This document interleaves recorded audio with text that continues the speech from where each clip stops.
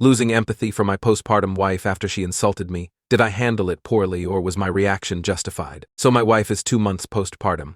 We've been together for 6 years nearly. So I didn't get a paternity leave, and I am a shift worker, which means I have to make as many shifts as I can in order to support my family. As my wife isn't working, she was laid off when she was 4 months pregnant. Awful employer. She never was able to find another job because employers didn't want to hire someone who'd take a maternity leave later on. My work is very physically demanding, and I often need to recover. And I know this is nothing compared to what my wife is going through, but that doesn't mean my regular problems end or don't need to be dealt with just because she gave birth. Her mom has been staying with us to support her recovery and help with night feeds for our baby. Because of my job, it's not possible for me to be sleep deprived.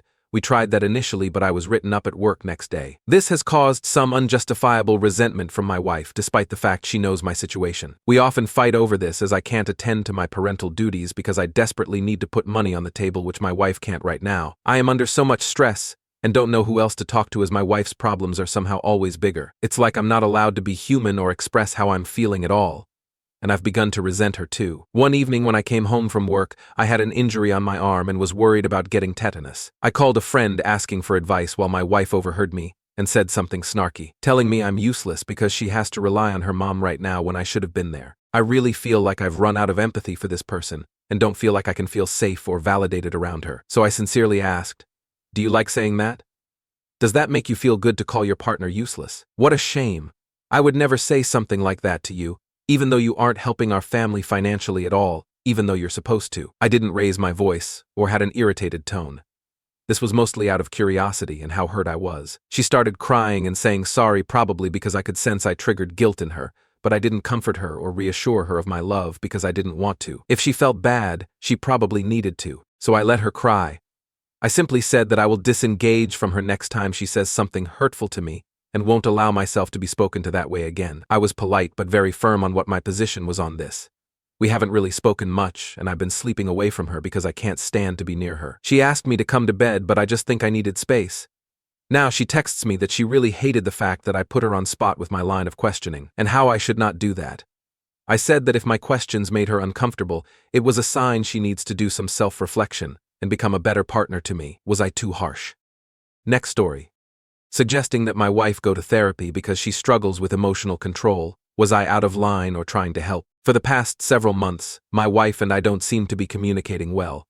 I feel like we're not agreeing on as much as we used to, and it seems like she wants to turn everything into an argument. Today, while out shopping for groceries, I decided to buy a cheaper brand of a type of sauce that she likes. We're trying to save for a house, and we can't afford to buy super expensive stuff, so we haven't even gone out to eat or gone to the movies in months. Anyway, I got home with the sauce, and she flips out, saying that she knows the brand that she likes and that this was lower quality and gross. I calmly tried to explain my reasoning, but the logic didn't seem to matter to her. She told me that I had been ignoring her a lot lately, and that she didn't feel as though she was being heard. I found this very ironic, since I was very clear about how much we needed to save over the next few months, yet she wants to go back to our old standard of living. Finally, I had enough of her nonsense, and I started raising my voice, telling her that money doesn't grow on trees and that she's nuts if she thinks we're going to be able to afford a house later this year if we don't save now. I then told her that she needed to learn how to control her emotions and stop being so entitled. I even suggested that she attend therapy to begin being a more level-headed and rational person. She absolutely erupted at this,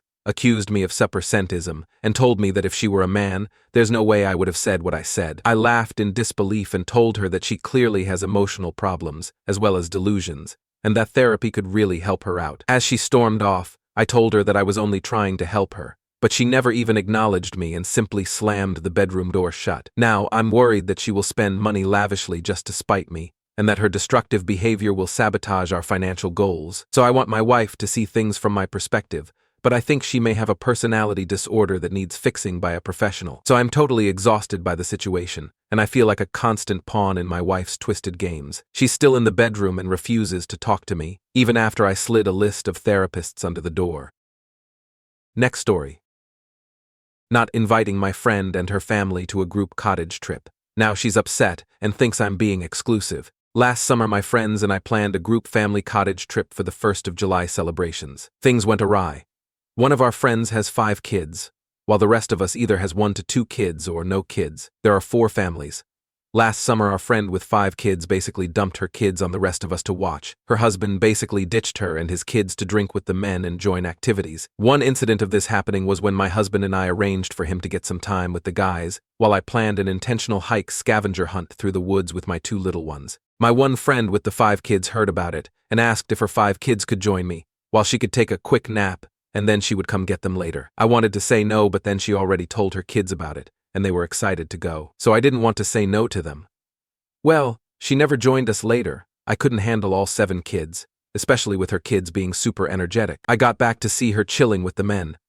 When I asked her why she didn't come get them, she said got distracted and forgot. My other friends were saying how, because she is more my friend, that I should not invite her this year. They also don't want to spend this year's cottage trip babysitting or breaking up fights among her kids. On the weekend, my friend with 5 kids was asking me if I had booked the cottage yet. I haven't, because I want to talk to her first.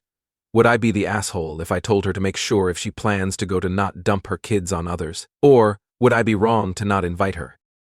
Next story. Telling my sister I don't know if I love her anymore after discovering her 5-year affair. Now she's devastated and says I'm abandoning her. My sister, 32, moved in with me because she got pregnant 5 months ago from what she claimed was a one-night stand. I love my sister, so of course, I took her in.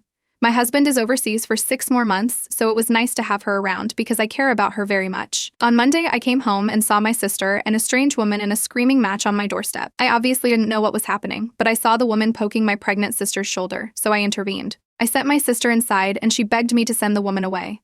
I didn't understand what was going on, but I wanted the altercation to end for everyone's sake, so I told the woman as much. Then she started screaming, asking me if I was also sleeping with her husband. I was like, and then she basically revealed that my sister had been having an affair with her husband for 5 years. 5 years. She had everything printed out: chats, photos, emails, receipts. It was disturbing to see, and I didn't want to go through it all. But a few things were established. My sister knew about his wife.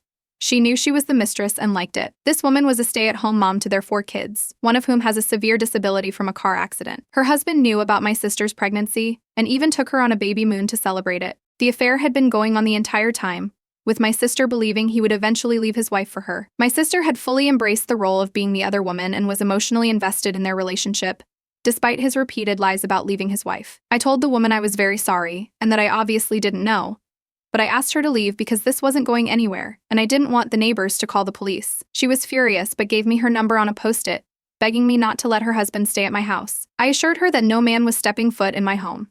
My sister was begging me not to believe the woman, calling her a vindictive ex-wife. I told her, all right then, let's look up the marriage online.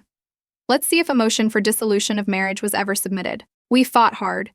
My sister kept saying I would never understand and that they loved each other, but he just couldn't leave his wife, blah blah blah. I called her dumb and naive. The next day, I told her she could stay here because I didn't want her to become a financial burden on that woman anyway. But I also told her that, right now, I didn't want to engage with her. My sister asked me if I still loved her, and I told her honestly right now I can't say I do. I will always help my nephew and not endanger you. But I can't like you because you've shown me you're not a trustworthy person. I told her I didn't trust her not to try anything with my husband, and I didn't trust her with anything at all, so I made her sign a tenants agreement. She's been begging me to forgive her, and I told her there's nothing to forgive. I just don't know who she is anymore.